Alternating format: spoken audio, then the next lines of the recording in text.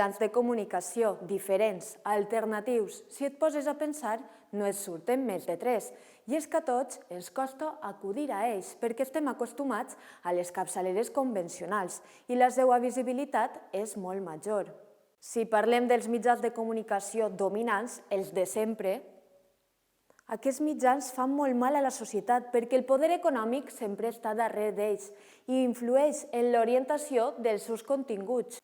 Així tenim la principal diferència, els mitjans de comunicació tradicionals dominants, que depenen de la publicitat, dels seus inversors, amos de grans grups empresarials, bancs, entre altres, per a sobreviure. En canvi, els mitjans alternatius depenen, en la seva major part, de tu. Sí, de tu. Els subscriptors són fonamentals per a la seva supervivència. Per supost, tenen publicitat, però no solen acceptar anuncis de qualsevol. No deixen que l'anunciant influïsca en el seu contingut. Vegem característiques dels mitjans alternatius. Independència econòmica.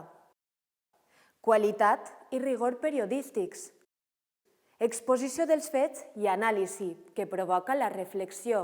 La informació ha de ser entesa com una eina al servei de la transformació social. Funcionament democràtic. Es pretén gestar un gran mitjà de propietat social, col·lectiva, descentralitzat i baix funcionament democràtic i horitzontal. I per últim, la filosofia de cooperació. Els adjectius que s'associarien a un mitjà alternatiu són independent, cooperatiu, col·lectiu, plural, participatiu, horitzontal, objectiu, democràtic, transformador. T'agrada en veritat?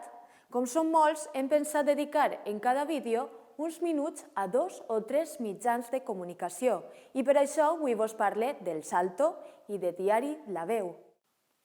El Salto diari, l'evolució del diagonal periòdic al costat d'altres mitjans, compta amb una versió digital i una publicació mensual en paper, amb seccions territorials amb reportatges, humor i anàlisi reposada, que inclou seccions a càrrec de mitjans que participen del Salto, com Pícara Magazine, El Salmó Contracorrent o la revista Sobirania Alimentària. Es caracteritza per ser un mitjà de propietat col·lectiva i finançat per la gent. Té una ferma postura davant la publicitat, no a les grans corporacions.